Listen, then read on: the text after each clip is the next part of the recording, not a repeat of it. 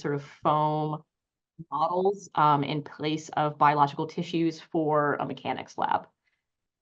So I also wanted to include a quick, plug for the Biomedical Engineering Education Journal.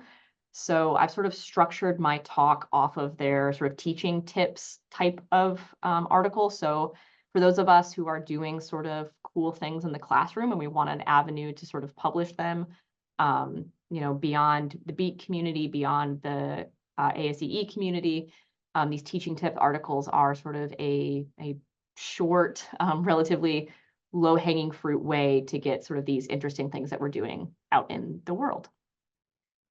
So these teaching tip articles sort of start with a challenge statement that describes sort of the challenge or the hardship that you're facing in sort of the teaching and learning space relative to BME. So I used to teach a junior level BME lab. So this is the first of a 2-semester sequence of sort of hands-on lab classes that complement what they're learning in their sort of junior year lecture-only classes. So if I'm being really honest with myself, the motivation for sort of creating a new experiment was just I wanted to do something cool. So students do sort of the typical, Conrad, we were talking before, they do tensile tests on chicken skin. They do a 3-point bend test of chicken femurs. And then normally, before I got involved in the class, they did compression tests of sort of little cross-sectional area or cross-sectional samples of those sort of long bones, chicken long bones. I wanted to do something a little different that really emphasized this relationship between structure, composition, function, and mechanical properties that we know has sort of implications across the BME curriculum, from modeling tissue mechanics to designing novel biomaterials. And I also wanted to do it in a way that emphasized sort of the interdisciplinarity of BME and incorporating sort of the physiological effects of diseases, specifically osteoporosis, on this relationship between structure, function, and mechanical properties. So it is really helping students with that integration of knowledge that they learned in biology and anatomy and physiology and sort of mechanical properties. So the other sort of motivation in doing something specific to sort of trabecular bone, besides sort of a selfish personal interest, is the fact that strain energy density is sort of an important mechanical property, a mechanical behavior. But students are often a lot less familiar with that, and it's a lot less intuitive than something like an elastic modulus would be for linearly elastic materials. So as biomedical engineers, we sort of have to know about hyperelasticity and how we model the behavior of these sort of nonlinear behaving materials. And so I wanted to use this sort of unique behavior of cellular solids as a way of introducing strain energy density and how we model some of these nonlinear stress-strain relationships. So I was familiar with a company called Sawbones from some work that I did as a graduate student. So they provide a number of different sort of biomechanics and educational models of bone. And so one of the things that they offer are sort of blocks of cellular polyurethane foam blocks. And they offer them in a variety of densities. And so I also, in this presentation, I've tried to call out sort of specific teaching points, things that are easily sort of incorporated in this activity that you can sort of call special attention to for your students. So you could talk about how in medical device design, a number of fields models are used. So what are the advantages and disadvantages of using these foam blocks in place of, cadaveric bone? So you can talk about that. You can also talk about sort of the fidelity of models and how good different models are at matching different properties.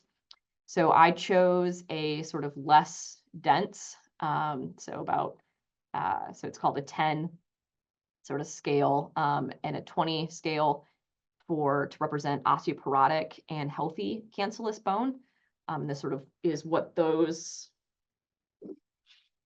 big blocks look like. And so what's nice is that this is a commercial sort of available product. So they have sort of established mechanical properties that they've sort of reported.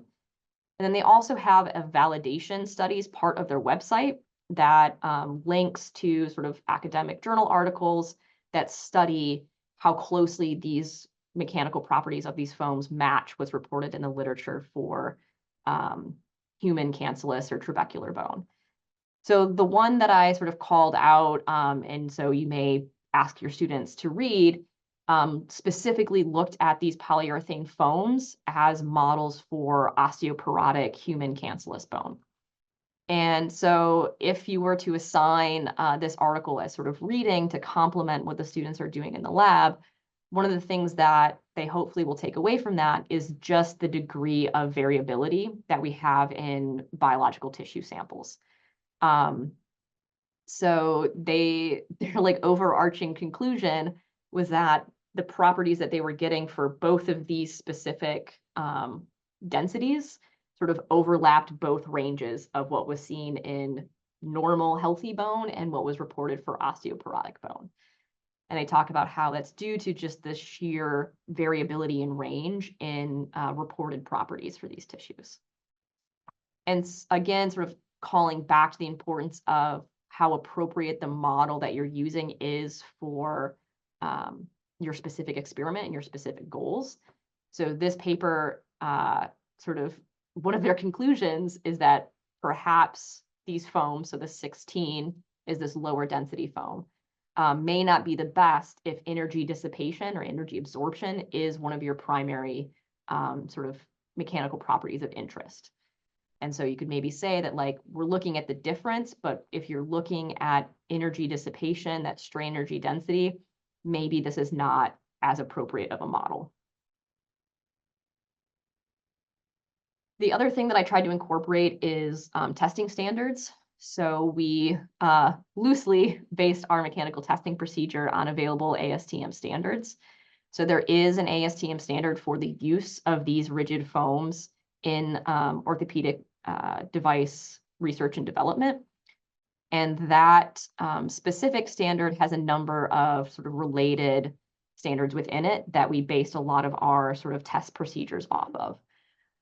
So we got the sample dimensions. So those are about 1-inch cubes. We got those straight from a standard. We had students calculate apparent density of the samples according to one of the standards. And then we originally based the sort of loading rate on the standard.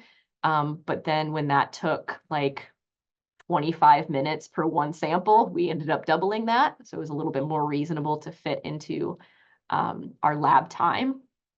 But we reference in our procedures that we program the machine based on these sort of established testing standards. So hopefully my videos work. Let's see. Yeah. So this just shows a video of it's sped up, but this is what the test would look like. So we have the sample loaded in between our platens, and then the sample is compressed and we get a load versus position curve out of it. So cellular solids like trabecular bone, honeycomb, foam demonstrate this really sort of unique nonlinear stress strain curve in compression. So we have this sort of initial linear region, this sort of elongated plateau region caused by that sort of yielding and buckling of those individual struts. And so students being able to sort of visualize the compression of the sample and match what is happening physically and sort of hearing what's happening to the sample and matching that up with what they see in the force displacement curve or the stress strain curve really enforces that relationship between structure and mechanical properties. So the outcome of the lab was to report the strain energy density, the area under the stress strain curve for 3 samples of healthy bone and 3 samples of osteoporotic bone. So these are just example curves of one sample of each. And if we sort of zoom in this lower stress region, you see again the same sort of initial linear region followed by an elongated plateau and then a densification region at the end. So this is also a point where you can incorporate sort of instruction about numerical integration and coding. So we taught the students the traps function in MATLAB, and that allowed them to calculate that area under the curve for both of those samples, and then be able to sort of do a statistical comparison of the area under the curve for the healthy bone versus area under the curve for the osteoporotic bone. So being able to sort of directly see this elongated plateau region and how the healthy bone has a larger sort of strain energy density, students can start to gain sort of more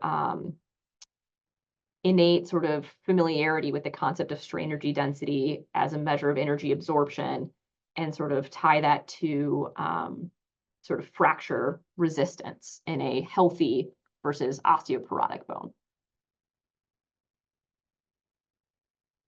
So the last part of those teaching tip articles in the journal is a reflection. So I think that this sort of approach has a number of advantages over the traditional sort of compression of biological tissue samples. One of the big ones is it avoids the sort of challenges related to handling, dissection, and disposal of bone tissue and biological tissue.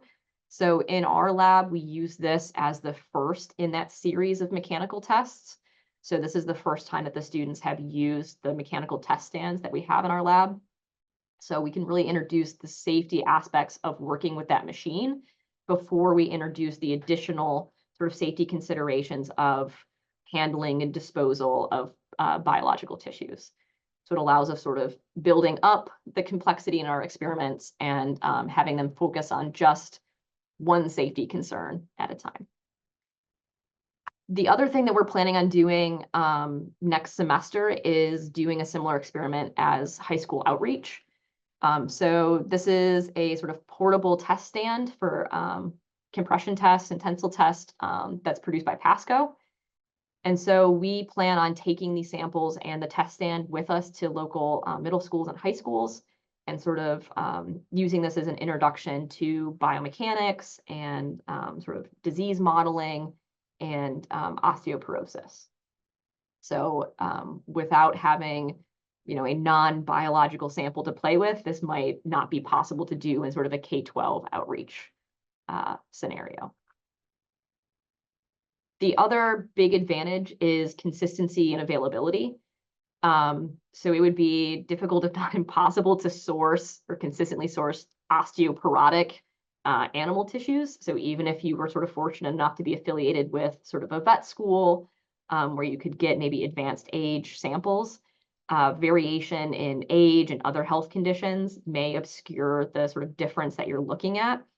And so these commercially available products really allow you to sort of target what properties you're looking at and ensure sort of a consistency in what you're getting.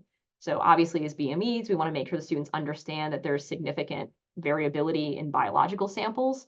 But if that's sort of been established with other tests of biological properties or other biological tissues, maybe this is one that you want to really focus on the mechanical behavior modeling that variability might obscure. And there's also, as I mentioned, a range of available properties. So I chose 10 and 20 based on that paper, but they do have densities that are lower, and then they also have solid foams with higher densities. The other reason that I sort of like this lab is that students are able to sort of directly look at these blocks. It's probably hard to appreciate on camera, but just looking, you can appreciate the difference in density.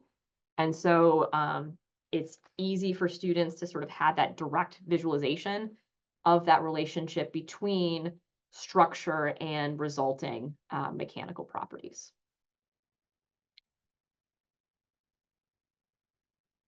And then the other sort of part of reflection is, are there any potential sort of downsides or limitations? So something that I've been asked about a lot, including at the ASEE showcase, was the cost. So I put the cost for both of the sort of healthy block and the osteoporotic block on the board. So these blocks come in sort of these sizes. And then we typically, again, cut them down to about 1-inch cubes. So if each group gets 3 samples of each, that comes out to about $3 a group every time we run this lab. So it is, there is a cost involved. I haven't tried it, but I've heard from people at other institutions that Sawbones is open to educational discounts and donations. So especially if this is something that you wanted to try out, that you're not sure if you want to implement consistently, you can definitely reach out to them and see if they would be interested or willing to donate a block of each, just for you to sort of play around with. The other sort of consideration and something that came up at the showcase was, would it be possible to sort of replicate this with 3D printing, perhaps with different sort of infill densities? So that's something that I have not tried, I have not explored, but I would be interested in hearing if anyone has tried something like that, because you would get a lot of the same advantages of this experiment, perhaps at a little bit of a lower cost. And then just something else to keep in mind is that I mentioned this company has a number of different products, both sort of educational models as well as biomechanical models of whole joint systems, spines, long bones. So there may be sort of other opportunities based on their offerings as well.